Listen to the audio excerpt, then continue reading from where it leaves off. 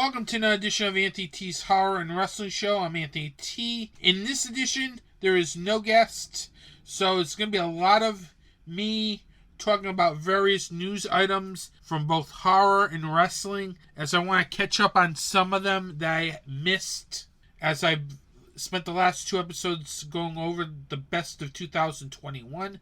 So I want to take this episode to catch up on all that stuff.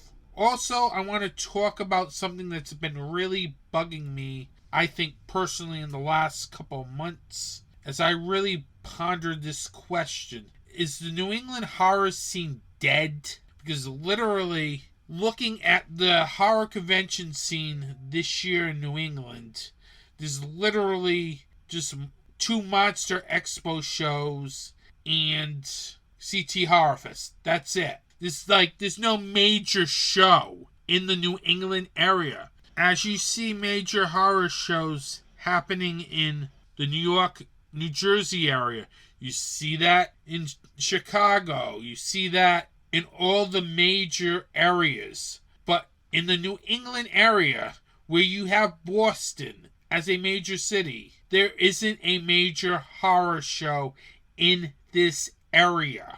I will talk about that in this episode, because I do have some words to say about this, as I need to get this off my chest. Then, in What's Anthony T Watching, since no one voted in my poll, which I put up on Anthony T's Horror and Wrestling Facebook page, nobody voted on it, so I picked a film that you people probably would want to hear a review of. It's the Texas Chainsaw Massacre, starring Old Man Leatherface. I'll go more into it when I get into that in What's Anthony T Watching, as that film recently dropped on Netflix.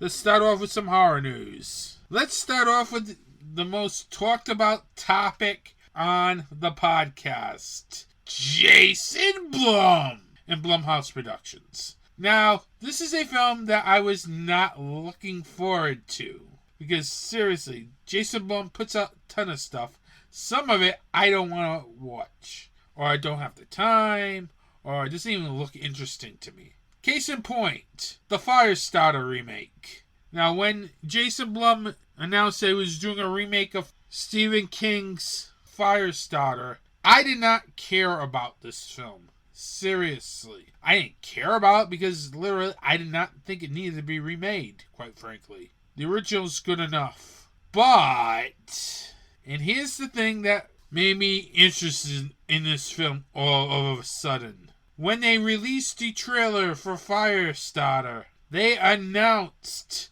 that the music for the film is being done by, wait for it, John Carpenter. Yes, that same John Carpenter that directed the original Halloween, The Thing, and countless other classic horror films. I was very surprised when I found this out, seriously, because literally, this is a film that literally was not on my radar until I found out John Carpenter was involved in some way. If John Carpenter is involved in some way, then it does bring some credibility to the project and to the film. And it's now gotten me interested in the film, because John Carpenter is a master of horror. John Carpenter doesn't do film scores for ordinary films. So he must have liked something in this Firestarter remake that wanted him to do the score along with Cody Carpenter and Daniel Davies, the same people behind the rebooted Halloween and Halloween Kills scores. And they both were very good scores, quite frankly. So this just bring a level of credibility to this film that probably needed, because quite frankly, nobody was interested in this Firestarter remake until now, because I'm going to see it now, because I'm actually looking forward to this film, for better or worse, but still, if you have John Carpenter's name on something, it usually means he probably likes something about it to do a score or direct. So I can't wait to see this film, quite frankly. This film will be coming out May 13th in theaters and on streaming on the Peacock streaming service. That's right, this one will be both in theaters and streaming. I don't know if the thing is Universal and Blumhouse is anticipating this film to be a flop, but at least it's streaming, so that means I'll probably be watching it on Peacock, because literally, when you do this theater and streaming debut on the same day, I'm always going to choose the streaming services if I have the streaming service, because there's literally no sense in going to the theater, quite frankly. And this is the new thing here with all this talk about films coming on 45 days after their initial release. It's going to open me to a lot of films that I probably would have not seen in theaters. And that's a good thing and a bad thing. Sure, I'll rush out to see the big films, like, say, The Batman, or the next Halloween film if everything's okay. I probably will watch that in theaters. But for this to debut both on streaming and in theaters is very interesting on the same day. Can't wait to check this film out. Moving on. Now, you might know I sometimes may use the term films being held hostage. Now, this is a term I usually associate with Lionsgate films, because they have a vast library of horror films that are not on Blu-ray. Book of Shadows, Blair Witch 2 comes to mind. But this takes the cake when it comes to a film being held hostage by a major studio. Now, to lay the subtext of how this film ended up becoming hostage, you'd have to go back to 2008 in a French film called Inside. I'm talking about the original Inside, the French version, not the American remake. The film is about a woman who is being stalked by another woman who wants her unborn baby and would stop at nothing to get it. This is one of the most creepiest home invasion films I've ever seen. It's very gory and worth definitely checking out. Well, the film did so well, I believe, in video stores that the film's distributors, Dimension Films, which was run by Harvey and Bob Weinstein, picked up the film Livid. But there was a catch to Livid. They had no intentions of releasing the French version of the film. Instead, they wanted to remake the film and make an American version of it, completely shelving the French version of it. And once the American version got canceled and abandoned, the film became held hostage, meaning it just sat on a shelf for years where nobody would see it. And this was a film I was very interested in seeing after really loving the duo's film Inside. It is a great suspenseful thriller, which people should check out, because that film will be coming to Shudder in March, along with the debut of Livid. That's right, Shudder will be releasing Livid for the first time in America. There's only one problem with this film, Livid. This film was done in 2011, and we're in 2022, everybody. Meaning, this film was literally held hostage, as during that period between 2011 and today, we've had the formation of the VHS series, the formation of the Purge series, the formation of the Conjuring universe. We've also had some great films such as It Follows, a great Evil Dead remake, The Witch. And we also had Jamie Lee Curtis return to the Halloween series as Laurie Strode in the Halloween reboot in Halloween Kills. We also had Bruce Campbell return as Ash Williams one last time in the TV series Ash vs. Evil Dead.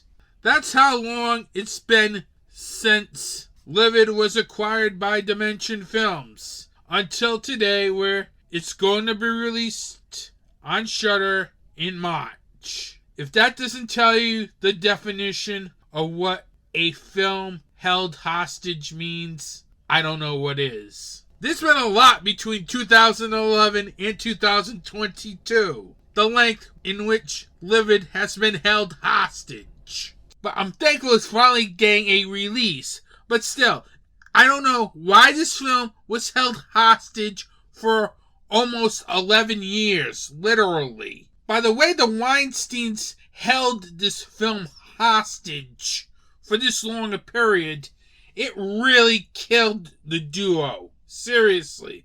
After that great film Inside, nobody got to see Livid, meaning it really killed whatever momentum that duo had with Inside. I just don't get why it took 11 years to finally have this film see the light of day here in America.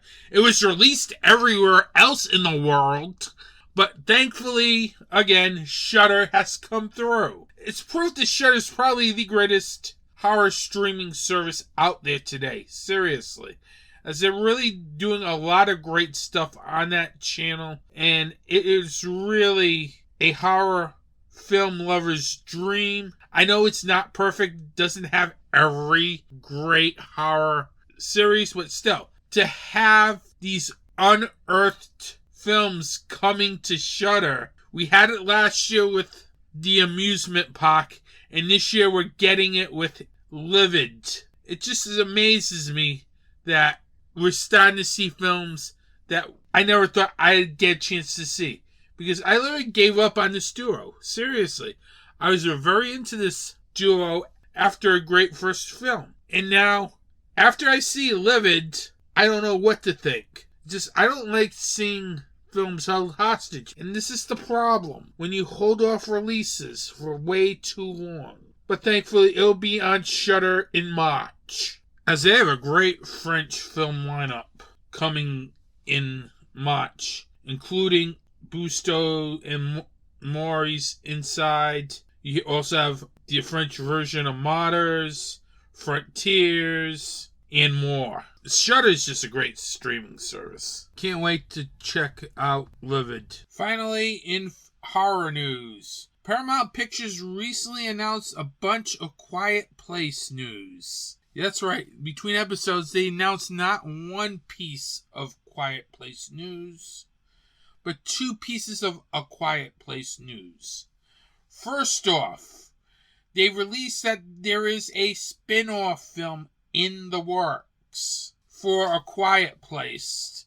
The spin-off is set to be released in September 2023. Not sure when they're going to stop filming this film, but doing a spin-off for A Quiet Place, to me, I don't know if we really need to have spin-off films for this series, because usually this does not go well. Look at the Conjuring universe. You have some films that are hits and some films that are misses. Why do we really need a spin-off of A Quiet Place, quite frankly? We do not need to create a Quiet Place universe like the Walking Dead universe. This isn't The Walking Dead. And after a while, it will become boring. Because you're telling the same story with different characters. When you start telling the same story with different characters, sometimes you tend to repeat yourself. And doing a Quiet Place universe is not a good idea, in my opinion. Because this is going to lead to weakening the overall franchise of the first two films. And there's literally no need for it. Seriously.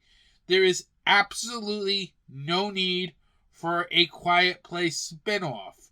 Unless we're getting a prequel to see how these monsters invaded Earth. I really do not need to see a Quiet Place spinoff film. There's really no need for it.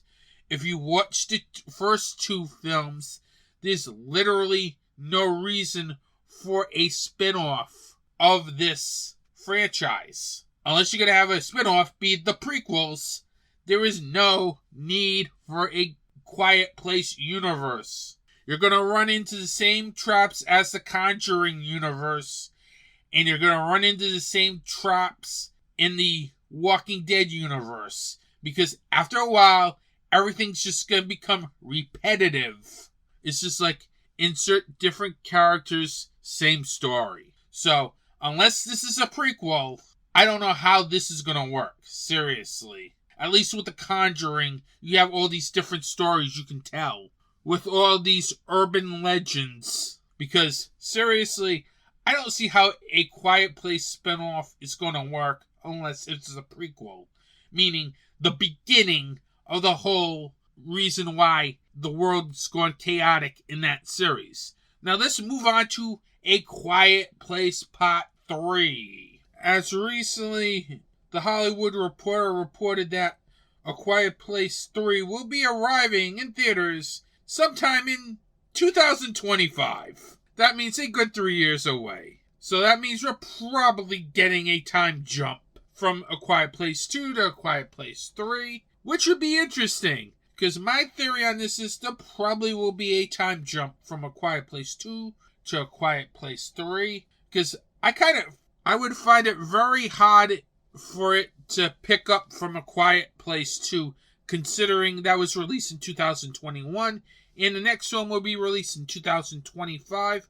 So, if I have to guess what A Quiet Place 3 is going to be, it probably will involve a time jump in some sorts. I don't know what it'll be, but still, maybe that's interesting. This isn't Halloween Kills to Halloween Ends where, oh, we need a 4-year time jump. Because slasher films, you don't need a 4-year time jump. But for a monster invasion, alien invasion film, that might be interesting. Because to see how the landscape of everything in which the family from A Quiet Place is surviving years into this invasion where pretty much the monsters, the aliens, whatever you call them, have pretty much taken over the earth. Spoiler alert if anybody hasn't seen A Quiet Place or A Quiet Place 2. Because I really don't see them picking up from A Quiet Place 2. Because that would be kind of ridiculous, in my opinion, if you're going to do 2 and 3, 4 years apart. So I really hope that there's a time jump. This is one of those rare cases where there needs to be a time jump. And I don't want to hear anybody complain, oh, you complain about Halloween ends and kills. Halloween kills and Halloween ends. Doing a time jump. Halloween Kills and Halloween Ends are slasher films. It's not a monster film. It's not an invasion film. It's a slasher film. The only thing Halloween Kills to Halloween Ends does, it makes Old Man Myers even older. It makes no sense for a slasher film to have a 4-year time jump. Now, if you did a time jump from A Quiet Place 2 to A Quiet Place 3, it would make more sense doing a time jump from Halloween Kills to Halloween Ends, because with A Quiet Place 2 to A Quiet Place 3, you can show the effects of years past by when the monsters first landed on the earth and started literally killing people.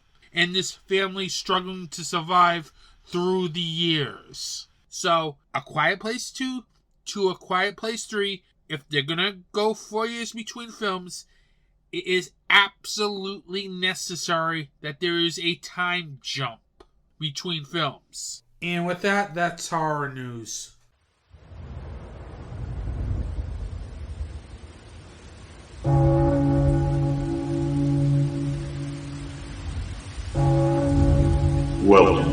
Dark Discussions, your place for the discussion of horror film, fiction, and all that's fantastic. A weekly podcast where the discussion is about the most recent horror and genre films. Intelligent talk on a genre that deserves intelligence.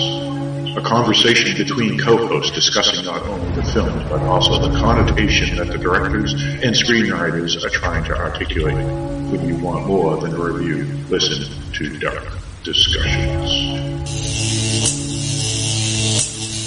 And speaking of perception, there's just one more scene I want to talk about, which is after Caleb discovers that Kyoto's a robot. Kyoto kind of peels off her skin, showing him what's underneath. Now, wait a minute. I know where you're going with this, but tell me you weren't already thinking this 15 minutes earlier in the film. Exactly what he's thinking at that moment. Which is he's a robot, too. Oh, I considered the possibility. Right, and that's what I like, is the fact that the writers were smart enough to know that this is what the audience would be thinking. We've all seen Blade Runner. Right, exactly. www.darkdiscussions.com, wherever podcasts are found.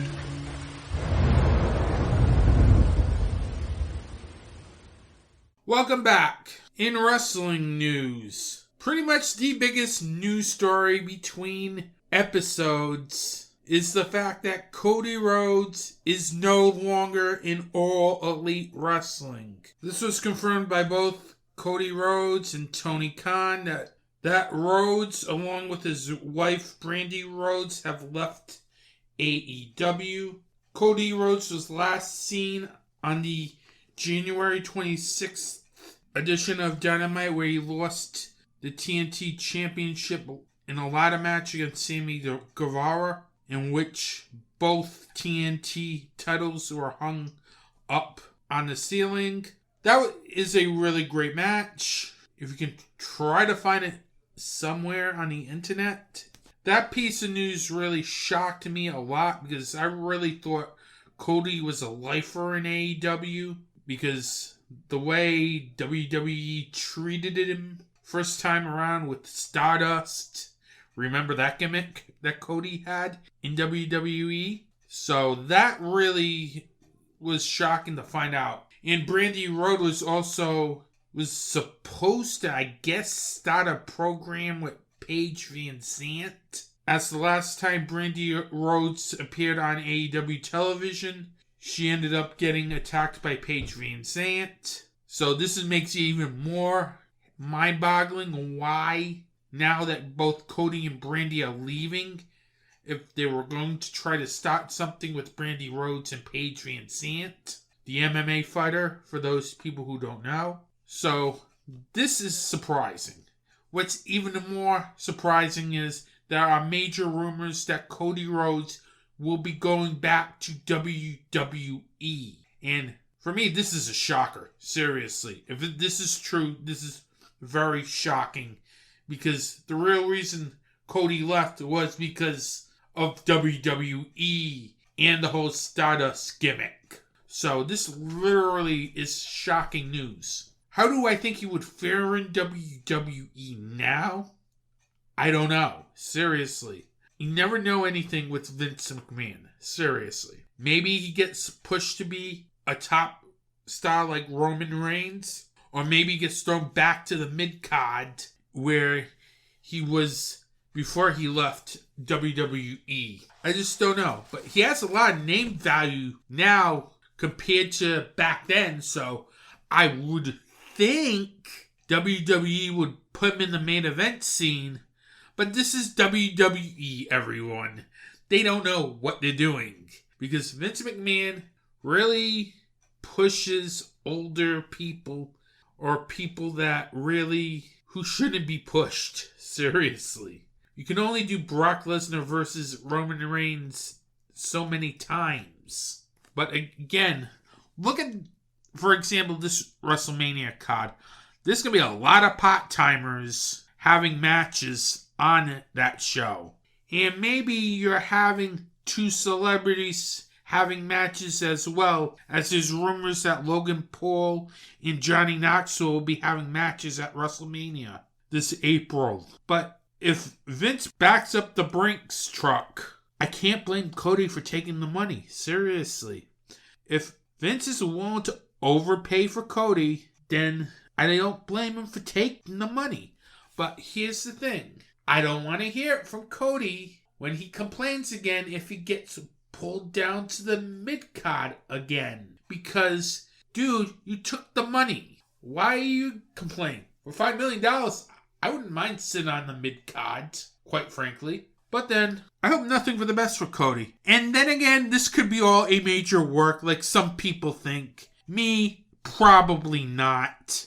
Because if this was a work by AEW, WWE would have exposed it by now. Knowing Vince McMahon. He would have exposed the fact that this whole Cody saga with his contract is an angle. So I'm not buying the fact that it's an angle on AEW programming. Cody Rhodes is gone from AEW. And that's that. Company will survive. You still got Bryan Danielson, CM Punk. It's going to give that spot to probably one of their younger talent, probably MJF. As if you haven't seen MJF's latest promo on the February 23rd edition of Dynamite, this guy is going to be a main eventer, and I really think he's going to be a main eventer in that promotion way sooner than later. As right now he's in the upper mid-card to main event. But he's going to be a main eventer probably by the end of this year, guaranteed. So AEW's not hurting if Cody Rhodes leaves. Speaking of wrestlers leaving companies, Cesaro recently left WWE, as his contract with WWE has run out, meaning he's a free agent alongside Cody. Now, Cesaro is a very good talent. I always loved Cesaro. Whether it's his work in Ring of Honor, Jakara, his work is great. In WWE, I think they dropped the ball on this guy. This guy is great in the ring. This guy has a presence and charisma that, if allowed to connect with the fans, he would have been probably a huge babyface. Because with that giant swing he has, that should have been over more than he was in the company. I know he was over when he was with Sheamus with their tag team, The Bar. But for the most part, Cesaro is a very talented wrestler. And I think he could do wonders for a promotion like AEW, Impact Wrestling, New Japan Pro Wrestling. He's a very good talent. The guy won multiple tag team championships, and he won the U.S. championship once. But I think WWE never realized the talent that they had when he was there. He's just such a great worker. He's one of those guys where I love watching every time. Seriously. But it was just so hard to watch him in WWE because they kept having him jobbing out to people. And it's like, why should I care about a wrestler if you're just going to have him job out every week? Thankfully, now he's gone from WWE after them and him could not reach a contract extension, meaning he's free to go anywhere. He can appear on Dynamite next week if he wanted to, as he has no non-compete clause, meaning the contract ran out. He's free to do whatever he wants. I wonder where he'll pop up this WrestleMania weekend, because it's a pretty good time to have your contract expire, because WrestleMania weekend's around the corner and there's a lot of great shows running WrestleMania weekend besides WrestleMania, because we all know Cesaro will not be on WrestleMania, so might as well go out on the indies, maybe Joey Janela's Spring Break, or maybe show up at an Impact Wrestling show, or New Japan Strong taping. Maybe challenge Jay White, as he's currently having his United States of J Open challenges. Maybe he comes back to Ring of Honor. They're running a show WrestleMania weekend. So there's a lot of shows where you might be able to see Cesaro on WrestleMania weekend. And it's a very good time to have your contract expire. You don't have to rush signing, work the indies a little bit. There's some great promotions you could work there. Game Changer Wrestling, Beyond Wrestling's another good one. Prestige Wrestling. So Cesaro will be fine. He'll find a new promotion. He will be set. There's no doubt someone will sign Cesaro. He's still talented. He's only 41. He'll find somewhere to land. That's guaranteed.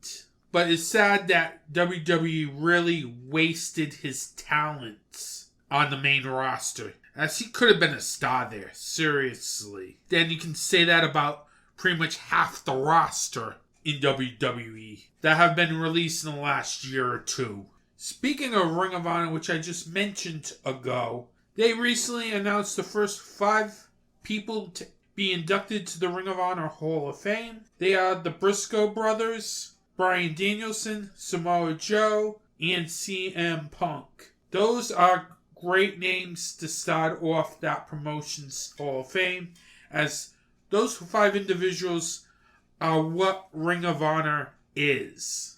Those are the individuals that made Ring of Honor a very viable promotion in its earlier days. If it wasn't for these 5 talents, Jay Briscoe, Mark Briscoe, Samoa Joe, Bryan Danielson, CM Punk, Ring of Honor would not exist today. These guys literally put Ring of Honor on the map back all the way in 2002. Bryan Danielson had a great main event match on the first show against Christopher Daniels and Low-Ki. Samoa Joe's had great matches with the likes of Kenta Kobashi, Homicide, and others. CM Punk has also had some very great matches against Samoa Joe, Austin Aries, Christopher Daniels, and Bryan Danielson is another great wrestler, has had great matches with AJ Styles, Christopher Daniels, Nigel McGuinness, Homicide, and the Briscoes. They've had some really wild and insane tag team matches. Age of the Fool come to mind. Steen Generico, the American Wolves of Davey Richards and Eddie Edwards. These 5 people are very well deserving of being in the first class of the Ring of Honor Hall of Fame. I wonder if any of these people will show up at Super Card of Honor. It'll be interesting to see if they do something for them at that event, which takes place WrestleMania weekend. And finally, in wrestling news, former WWE star Adam Scherzer, aka Braun Strowman, and EC3, who was in Ring of Honor before they restructured, are launching a new wrestling company. They're calling their wrestling company Control Your Narrative. The whole Control Your Narrative project came about from an idea. It started off with cinematic matches, and now it's becoming a wrestling promotion run by wrestlers. And here's the big thing about this company. They say they have a TV deal that is imminent. They've already announced 2 shows. March 5th in Orlando, then March 31st, Dallas, Texas, TV taping special. March 31st, WrestleMania weekend. We do not know who the network is that will be airing Control Your Narrative. Here's the thing about this. I really am very skeptical of this promotion. That this promotion was able to get a TV deal without running an actual show. I know they did a couple of cinematic matches, but they have not ran an actual show. So I don't know what to expect with this promotion. This could be a good idea or a bad idea. And again, we don't know what the TV deal is yet for Control Your Narrative. So that's something also to look out for. Talent that is slated to be on those shows include National Wrestling Alliance World Heavyweight Champion Matt Cardona, Moose, Matt Sydal, Weston Blake, Matt Taven, and more. And on March 31st, we'll have the much anticipated debut of Killer Cross. I find it very hard to believe that this promotion has gotten a TV deal without running an actual show. So I don't know what to expect with Control Your Narrative. So that's something to keep an eye out for. But right now, I'm really don't have much stock in this promotion. But hey, it's good that it's another wrestling promotion. And maybe this succeeds. At the end of the day, it's great to have all these wrestling promotions succeeding because it gives wrestlers places to work. I really hope the best for Control Your Narrative. And I hope this is a promotion that succeeds. It would be good to have another promotion on the level of Ring of Honor, Impact Wrestling, and so on. It gives places for people to work, and that's a good thing. And with that, that's wrestling news. Hey guys, this is Steve and Christina. I'm the founder, owner, creator, and host of Super Retro Throwback Reviews. Are you looking for the best movie reviews, music reviews, video game reviews, and Comic-Con coverage all around? Well then look no further. Definitely check out Super Retro Throwback Reviews on YouTube and our new audio podcast, the new and improved Super Retro Throwback Reviews audio files version 2.0 on the following media distributors: Podbean, Google Play, Stitcher, SoundCloud, iTunes, and Spotify. Class is over, John. Time for something new and improved. Every day there's a family struggling with hospital bills to care for their sick child who is fighting an illness. There's a woman who is fighting breast cancer and is having trouble making ends meet while paying for their treatment. And there are burn victims that are going through treatments to heal their deep wounds. There is a charity in the horror community that helps these people. Scares That Care is an organization that helps families deal with the bills for their child. They help women get the treatment they need to fight breast cancer, and they help people who are dealing with severe burns get the help they need to heal. Scares That Care is a 100% volunteer organization and 501c3 nonprofit charity that is dedicated to helping these people in fighting real monsters. To find out more information or to donate to Scares That Care, you can go to www.scaresthatcare.org. Every donation helps Scares That Care fight real monsters. The following commentary represents the views of Anthony T's Horror and Wrestling Show and not of the Dark Discussions Network, meaning it's the views of mine and mine only. Welcome back. Now, this episode, I had a lot of things to say about horror that I had to catch up on. I had a lot of things on wrestling I had to catch up on. So, this episode, there is no guest, because there's also something else I want to get off my chest. And it has to do with literally what to look forward to in the year 2022 in terms of horror conventions in the New England area. Yeah, that's right. That's my expression on what I'm looking forward to in terms of horror conventions this year. Because quite frankly, there's hardly any. You got Monster Expo, which I went to last year. It was an okay show. I'm not a fan of the venue. It felt too small. I know it's a small show, but it just felt too cluttered in. But still, I didn't mind. I had a good time when I was there. But still, to me, that doesn't feel like a horror con. It felt like more like a marketplace, if anything. Then you get CT Horror Fest. Yes, they're running 2 days, but they're running on a Friday and a Saturday. In a place where the building looks so old and looks more like an office building. No offense to the Nantucket Event Center.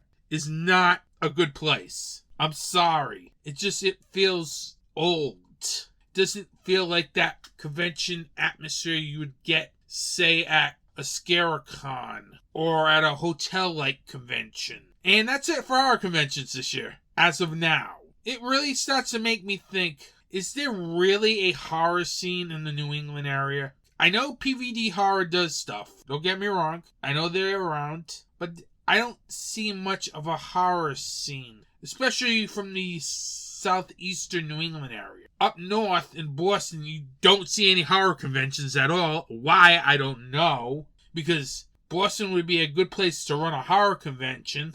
I don't understand why there's no horror conventions ever in Boston.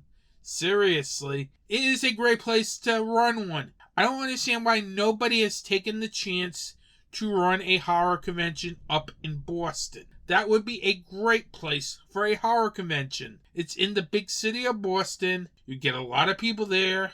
I just don't get that. Seriously. It's like at times I don't think the whole New England area doesn't care about horror. As you look at New York, New Jersey, there's tons of horror conventions. Monster Mania. You also have a couple of sci-fi horror conventions in New York. You have Chiller Theater. You have the New Jersey Film Festival and a horror convention. It's like Pennsylvania. You have Pennsylvania Market. You have the horror convention there too. A couple of them. It's like up in the mid-Atlantic states, it's a big area for horror. Here in New England, there is none. We have to drive all the way down to New Jersey, New York, Pennsylvania, if we want to go to a horror convention. And that's really sad. I don't understand why nobody has taken an opportunity or a risk to grow a show in the New England area. It's primed for a big horror convention. There are horror fans in New England. It's just nobody runs shows in New England. I don't get it. What is it? What? No, they're afraid nobody will show up? It's to make me wonder now, since there hasn't been a new show announced, and we're getting to the point where we're starting to get past COVID, that there's no new shows coming. It's just like we're just stuck with CT Horror Fest, and pretty much that's it for major horror conventions. And that's not good for the horror community here in New England. It feels like the further you get to New York, that's where everybody comes from. It's like there's a scene there, but is there really a scene in the New England area? Because I'm really questioning it. Because you don't see horror conventions in New England anymore. You only saw like one major horror convention last year in New England, and that's it. Nobody has announced any new shows. Yes, I know it's early in the year, but if you're going to announce a new show, you better be announcing it, in my opinion, by April, May, the latest, just to get the word out that you're having a show in the fall. Because if you're going to have a show in the summer, you should be getting your name out right now, quite frankly. But I haven't seen any new conventions pop up in the New England area. Is this a dead area for horror? Because I always question this. Seriously. We had Scaricon and Rock and Shock both fold right before COVID. And when that happened, it took a dagger to the New England horror convention scene. Terracon's not coming back, obviously, because I really don't see that coming back at all. As Altered Reality Entertainment, I think, has folded that show. I just don't know. Is New England a dead area for horror? Because to me, it feels like it. There are not many horror groups, major ones, as I could probably think of maybe one or two off the top of my head. And basically, there is nothing planned convention-wise with the exception of CT Horror Fest. And Monster Expo. There's that show late April, early May. It just feels like the horror scene in New England is dead. I hope it isn't true. Seriously. Because I can't fathom the only horror convention in New England that is of note is CT Horror Fest. Because if that's the case, then maybe the horror scene in New England is dead.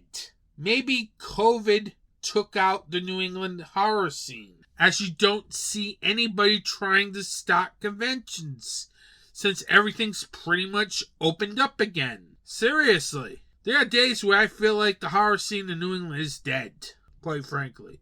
I don't mean to really rant about this here on this podcast, but I really don't know if there's a horror scene in New England, quite frankly. I wish there is. Seriously, I hope there is. I hope it comes back in a resurgence this year. Because if it doesn't start to come back this year, we're going to be in a period where we literally only have one major horror convention. And it's CT Horror Fest, for better or worse, in the Nantucket Event Center. And it's sad because at one time you had at least 3-4 horror conventions in New England. Now we are down to one big show and one small show. I really hope there's another convention coming this year.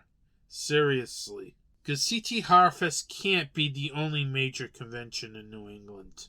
I literally refuse to believe that. And if it is, then maybe the horror scene in the New England area is completely dead. They're coming to get you, Barbara. This is Carrie. This is Billy. This is Mr. Bo. And we are from A Podcast from Beneath. You can catch us every Wednesday wherever you find your favorite podcasts. You'll find Anthony T's horror and wrestling show on these social media platforms. On Facebook, Instagram, and the Slasher app at Anthony T's Horror and Wrestling. And on Twitter at Anthony T's Horror.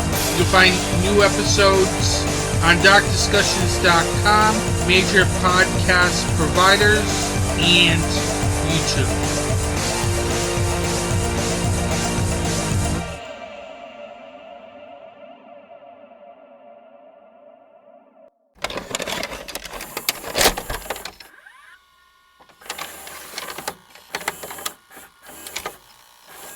What's Anthony T watching this episode? Well, yours truly couldn't get a vote for any of the 4 films that were randomly chosen in the You Choose What Film Anthony T is watching. So yours truly has decided, you know what? I'll watch my first film of 2022. My first horror film, to be exact, of 2022. Meaning, it has to be released in 2022.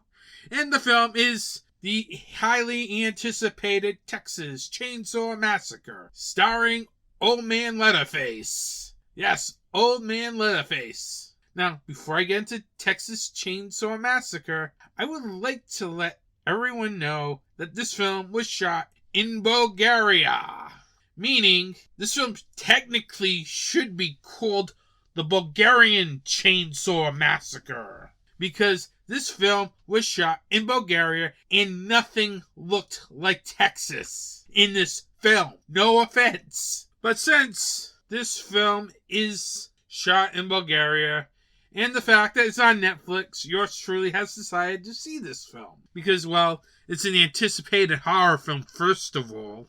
And second of all, I was curious on how they were going to pull this off. Now, this is a sequel, not a reboot. Meaning they're retconning everything. Meaning Texas Chainsaw Massacre 2, Texas Chainsaw Massacre 3, and the new generation, I believe, don't exist in this universe. I could be wrong, but this feels like a sequel to the original film. You couldn't tell it was a sequel to the original film, but it's a sequel to the original film. You couldn't tell it's a true sequel to the original film because the character of Sally Hardesty felt like a minor character in this film. Why in the world is that character a minor character in this film? It's like Laurie Strode being a minor character in a Halloween film. Oh, wait a minute. That kind of happened with Laurie Strode in Halloween Kills. But still, this character gets less screen time than Laurie Strode's character got in Halloween Kills. It's ridiculous. Seriously, this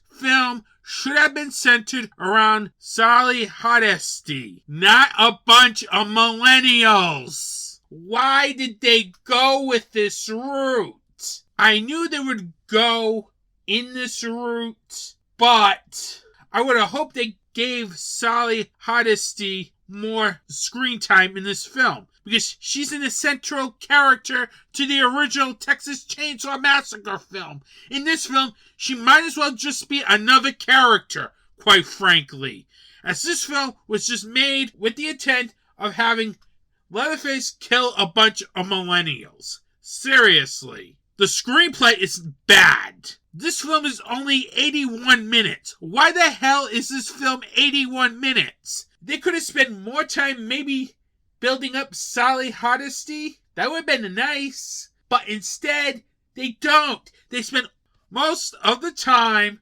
on these millennials who are so annoying. I don't get who wrote this script. It's like, here, let's just build a film where Leatherface just kills a bunch of millennials. That's what this film really felt like.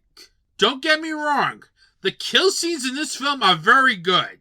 And the actor, Mark Burnham, who plays Leatherface, is also very good as Old Man Leatherface. But this film is nothing compared to the original Texas Chainsaw Massacre film. The story is just so generic. The characters are annoying. The main dynamic between the sisters for most of this film was very flat and very uninteresting. I really don't know how this film failed. It has some gruesome kills, and without that, this film is really a one-star film. This is probably at best a two-star film. Because seriously, I don't get the fact that this film does not continue the story from the original film back in the 70s. If it did, then Sally would have had a much major role in this film. I don't get whoever wrote this film. It's like they put the character there so they can say, oh, we put the character there to pay homage and have another connection to the original Texas Chainsaw Massacre. Because that character does nothing in this film. When another iconic final girl is there just to be there for the sequel, then you have problems with your film. See Friday the 13th Part 2 for that example. Because watch the first 10 minutes of Friday the 13th Part 2. Because that's another waste of a final girl who survived the first film only to be wasted in the sequel. Story-wise, I really, if anything, Texas Chainsaw Massacre, or what I like to call it, Bulgarian Chainsaw Massacre, is nothing but a guilty pleasure film because the film has some very good kill scenes, and that's it. It's not like Halloween Kills, where you can say, oh, this film has some very brutal kill scenes, but at least it had some better story-wide substance than this film, because this film doesn't even attempt to create a coherent story or continue on the story of the original Texas Chainsaw Massacre, because the way it treats the final girl of the Texas Chainsaw Massacre is pathetic. And it's right up there with Friday the 13th Part 2 as worst examples to treat the final girl from the first film in the sequel. This is bad, seriously. I might give it 1 star, I might give it 2 stars. I can't figure out what to give this film. As literally, this film has no substance story-wise. But at least it has a very killer bust scene and a very gory and shocking ending. But that's not enough for a film to be a very good horror film. I'm sorry, I cannot give this a positive review. I just wanted Sally Hardesty more involved. Sadly, if you're thinking she's a major part in this film, she's just a minor character. And that's what hurts this film a lot. As this film should have been more focused on her and not a bunch of millennial kids trying to buy up property in a ghost town, only to meet Old Man Leatherface. Coming up on the next episode of Anthony T's Horror and Wrestling Show, I will definitely have a guest, and I will give you a hint. It has to do with an Indiegogo campaign. That's the only thing I'm telling you about my guest, next episode. So I may have one. I'm working on possibly another guest for episode 74. So we may get 2 guests on episode 74. Something different for a change. I'm working on that second guest. With that, I want to thank you for listening to this podcast. I hope you enjoyed this episode, considering this episode is pretty much me and me only. I appreciate everyone listening to this podcast. Don't forget, you can follow this podcast on Facebook and Instagram at Anthony T's Horror and Wrestling, on Twitter at Anthony T's Horror, and the Slash app at Anthony T's Horror and Wrestling. I want to thank you for listening to this podcast. Don't forget to subscribe and like this podcast on Spotify, Google Podcasts, Apple Podcasts. With that, I want to thank you for listening to this podcast. Have a good day and support indie wrestling and support indie horror.